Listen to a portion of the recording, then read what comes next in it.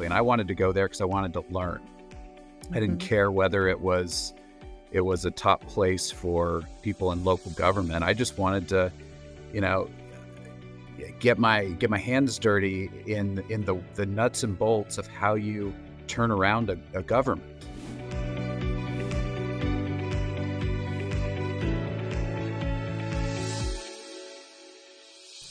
Hey, you guys, welcome back into another edition here at the Core with Danielle J. Martin. I'm super excited to continue our series where we're sitting down with local leaders across Kansas. It's an opportunity for all of us to dive into their leadership journey, challenges that they face, and how they manage along the way. Today, I'm excited to introduce you to an individual that many of you are familiar with. Some may refer to him as a politician, American businessman, or some may refer to him as our Kansas Secretary of Commerce. Others may call him our Lieutenant Governor of Kansas. But today, I want to introduce you to David Toland. Lieutenant Governor, thank you so much for your time today. This may not be a typical interview for you, so thank you so much for spending your time here with us. Many people know you in the community, and as you're, self-facing and front-facing and many of the things that you do, let's kind of take a step back and get to know you as a person yourself, as David. Kind of talk to me about your favorite memory as a childhood. Let's start there. Okay, well, and Danielle, thank you so much for having me on, and thanks especially for calling me David instead of using titles. I prefer that. So, favorite memory from childhood, I had a really idyllic childhood growing up in Southeast Kansas, in Iola, and we were able to have a lot of just freedom and flexibility. We were what you would now call free-range kids, but what was just, in my mind, a normal childhood of, taking off in the morning on your bike and show up and get lunch and then spend the rest of the day just, roaming around on your bicycle, playing down at the creek, doing all the things that I think are part of a good, healthy childhood. So I don't know that I would pick out one thing, but I do feel fortunate to have been raised by the people that my folks who raised me and in a really caring community. Now, would you say that you saw yourself in where you are today? And if not, what would that look like? Oh my gosh, I definitely didn't see myself doing what I'm doing today. Even 6 or 7 years ago, I didn't imagine being here. I grew up wanting to first be a lawyer, like my dad and my grandpa, who were small town lawyers in Iola. And then was in grad school, and I thought I wanted to be a city manager, and got my master's in public administration with an urban policy emphasis. And I've done just about everything but be a city manager. I've worked a lot in public service, but also in the private sector some. And now, of course, I'm at the state level, but the path to getting here was kind of a spaghetti bowl of twists and turns, and it's all been kind of unpredictable. I would love to dive into that a little bit. Were there any leaders or influential people around you that kind of carried you through the process and where you are today? And if so, who are those people? Oh gosh, yeah. I mean, I've gotten here on the shoulders of a lot of people. Most importantly, my folks who raised me to understand that I have a role to be a member of a community and to give back and to serve. But I've also had a lot of professional mentors that have held me along the way, from my very first job in Reno, Nevada, where I worked for a very demanding, very exacting, but also really caring city manager, a guy named Charles McNeely, and his deputy, Stuart Peters, who were just pounding on me to always be better. And this is when I'm 23 years old and still pretty wet behind the ears. And then I went to DC and got thrown into some really, I guess, challenging environments professionally. I was working in the DC government as one of the mayor's fellows. And this is at a time when the district was not a very well-respected place to be, frankly. And I wanted to go there because I wanted to learn.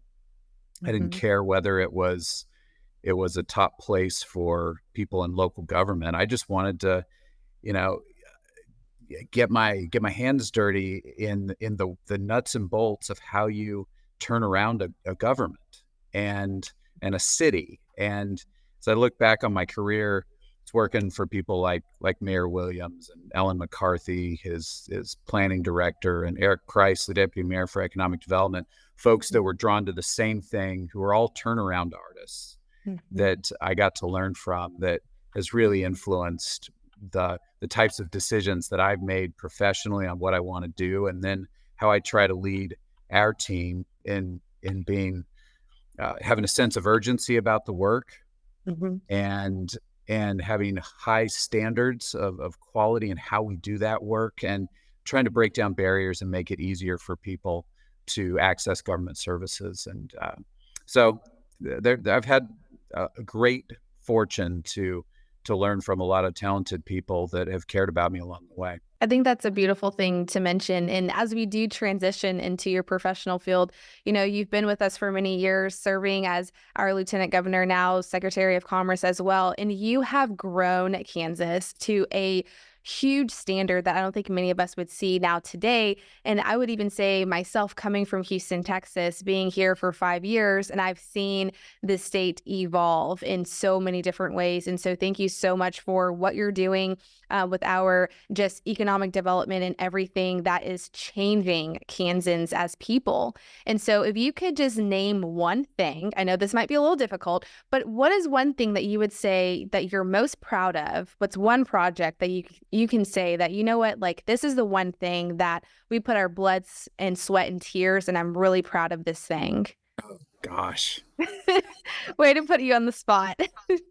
Well, it's a great question. I've never been good at coloring within the lines, and so I'm gonna maybe answer this in my own way. I Okay. know I'm probably supposed to say Mhm. that Panasonic, with a $4 billion investment, 4,000 jobs directly, and several thousand other jobs, and all of the ancillary development that comes with that, that should be the answer. Okay. And I'm certainly proud of that, and it's an incredible team effort led by the governor and the president of the Senate and the speaker of the House. Everybody came together as Kansans across parties to make that happen. So there's a lot of pride in that. Yeah. The things that I get most excited about, and that I feel like are transformative in ways that are meaningful for me, are when we do a project to get a second floor of a building on a main street in a small town Mm. turned into a loft, so that there's a new housing unit in that town, or where we're able to do a grant to save a building and bring it back to life so it's economically viable. And it's just one building in one town in one Mhm. of 105 counties, and 500 some cities. But it's those types of projects that I think make economic development real for Mhm. folks, and show that things can get better, and that things are changing in really significant ways. And so I take just as much satisfaction in a project that has happened in Noto, for example, Mhm. where we've been able to provide some funding to do a mural, or to do or to help save a building and create a new space for a business. Yeah. As I do with the Panasonics, or the Big Schwann's project, or Hilmar Cheese building a $700 million facility in Dodge City.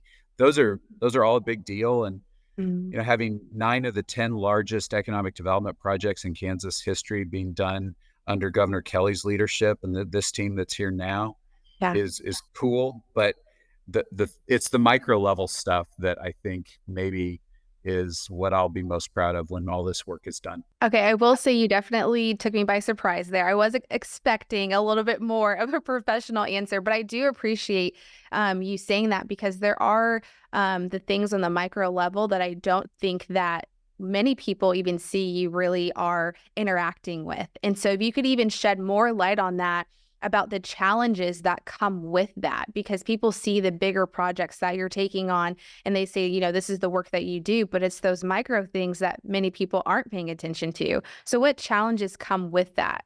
Well, the Department of Commerce is kind of like an iceberg where you can see the tip of it above the water, but then there's this massive organization, all these programs that are under the water, which aren't as prominent and which are still key to making the Kansas economy run.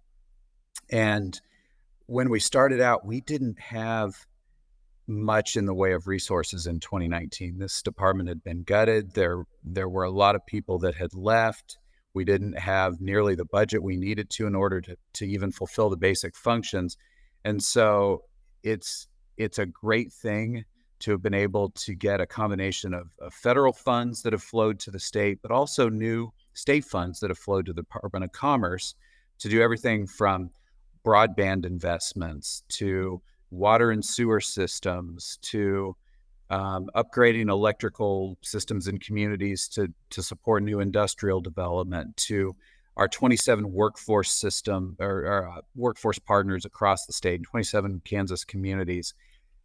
It is a highly complex organization because we Mhm. have so many things going on. And a lot of times the biggest challenge is just keeping straight the alphabet soup of programs that we have, Mhm. and trying to come up with new acronyms. One of our I guess, rules of thumb that we've had is I don't want to name programs just a combination of vowels and consonants.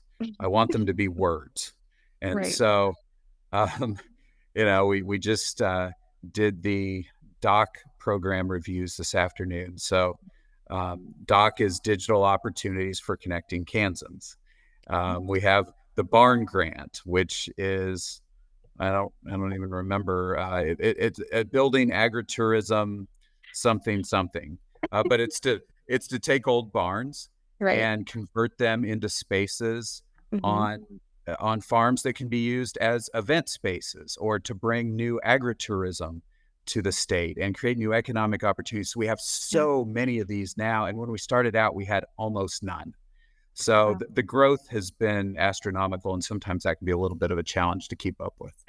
Are you ready to dive into the vibrant world of business in Topeka? Well, look no further than TK Business Magazine. You'll be able to discover the stories of innovative leaders, passionate entrepreneurs, and learn the real journey behind their success. TK Business Magazine is where inspiration meets reality. You can grab a copy today by heading to www.tkmagazine.com. Well, I promise you, I won't have you on here creating any type of acronyms or anything like that. But what I am interested in now, let's getting back to who you are as a person. What would you say is your superpower? My superpower. I don't know if not everyone would agree that this is my superpower, but I am perpetually dissatisfied with Okay. things. I have a hard time finding satisfaction with where we are at any given point. Mm. And so, we set 3 times, 4 times, we've set the state record for new economic development.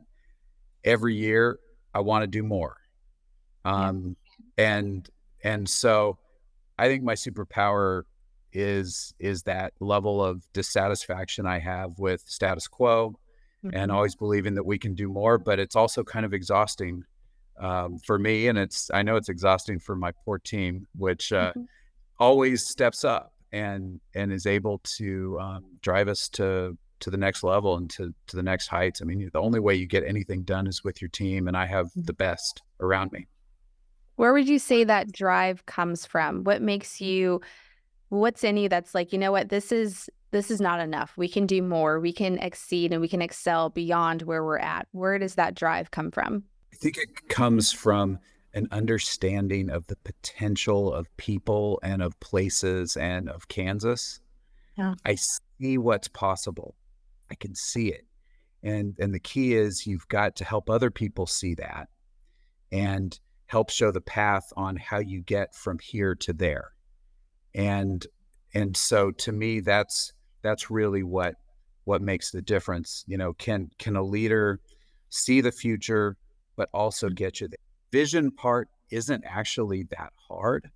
I Right. think for most people there's tons of good ideas out there, Mm. but there aren't often the combination of good ideas and people that can execute on that idea. And so I've tried to surround myself with people that can execute and who also share that vision of what's possible for our state and what people can do.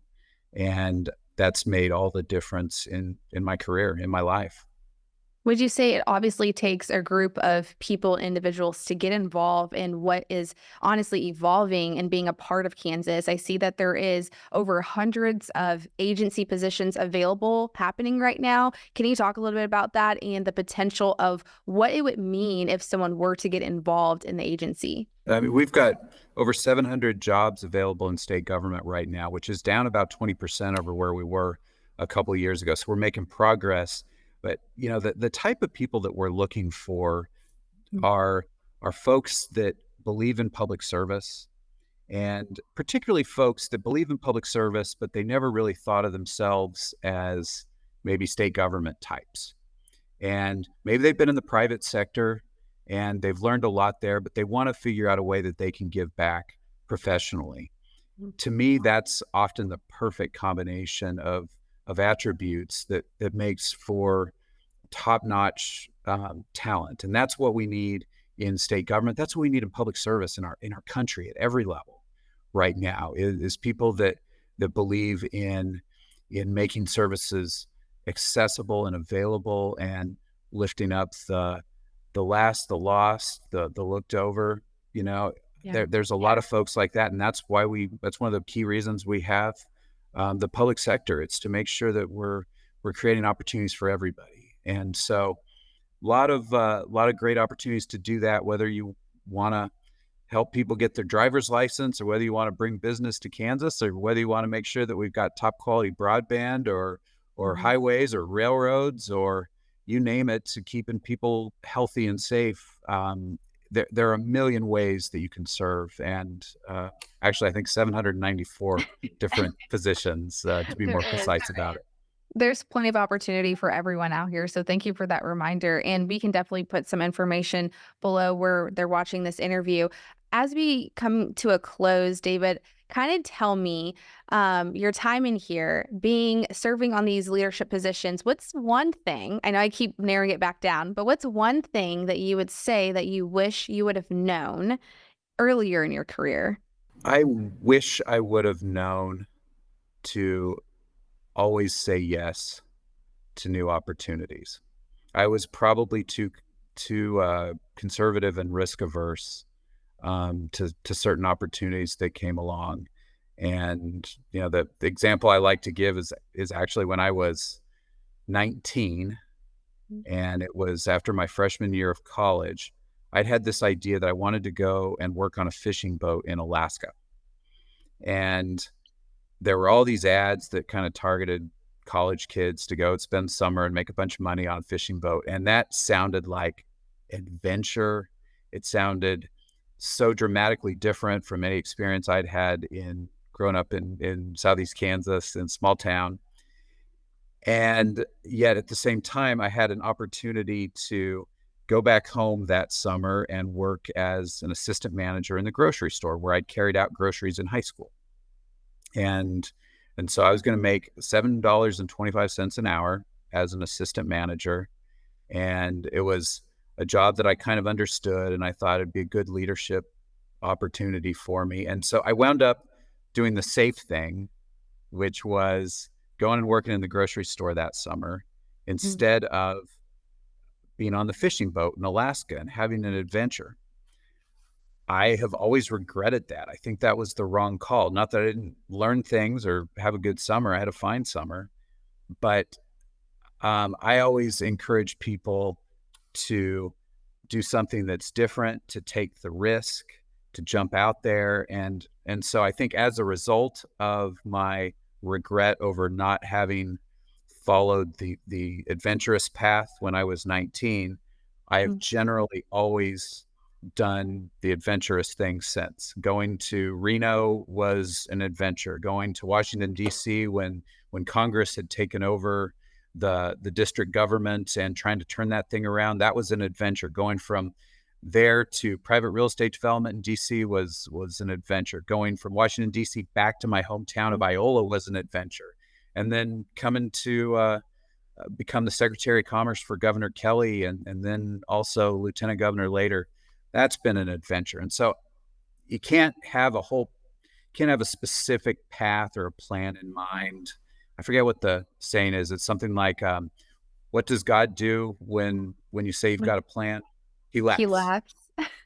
Yeah. And I think there's a lot of truth to that. And so I just wish I would have known to always take the risk, take the adventure. Most of us have long lives ahead of us, we hope. And there's always time to recover, and you're always going to learn. As you're talking about adventure and as you're talking about saying yes, what would you say to the people who are potentially on the fence of unsure if they want to get into public policy, if they want to get into legislation? What advice would you give them? I think people need to really search their souls, search, in their hearts, and make sure that that's what you want to do, and make sure that you're going into it for the right reasons. If you want to get into public service because you want to make people's lives better, that's the right reason. If you want to get into public service because you want to be part of the solution, that's the right reason. If you want to get into public service because you think that somehow this is going to be a slower pace or easier or something, that's not the right reason, because it's not. It's tough. They Yeah. call it service for a reason. And so I really encourage folks to make sure that they are doing it for the right reasons, and if they pass that test, then just jump in and do it. As you are hopefully taking time for yourself, what are the things that you do for fun in your quiet time? What does that look like? Well, one of the challenges of having two high pressure jobs is there isn't a ton of time for myself. What I've been able to do, though, is, when I'm on a trade mission, I try to take a little bit of time to see places that are off the beaten path. When possible, we're traveling around the state and I see an historic site. Well, we stop and we look at it and we try and take the opportunities as they come to decompress a little bit, to experience the full richness of a place culturally, to talk to people when you're out to dinner in a town. If I'm in Mhm. Scott City somewhere and you got a bunch of local folks sitting around, well, pull up a chair, Mhm. ask them what's going on, introduce yourself. I think it's part of how we can kind of heal ourselves as a society. There needs to be more just face-to-face, eyeball-to-eyeball interaction, more people talking. And so I try to do that, and it's good for me, and I think I hope it's good for the people I'm talking to. Last question for you. You mentioned you are in two high-profile positions. So what does legacy look like to you? I don't have time to think about legacy. There's only 8 years in this. We have the blessing of a second term. And so I'm already a year and a half into that 4-year term after having completed 4 years in the first term. I feel the clock ticking. I hear the clock ticking every single day. And so I've got a lot of urgency around getting as much done at the highest level of quality and in every place in this state as I can in the remaining 2.5 years in office.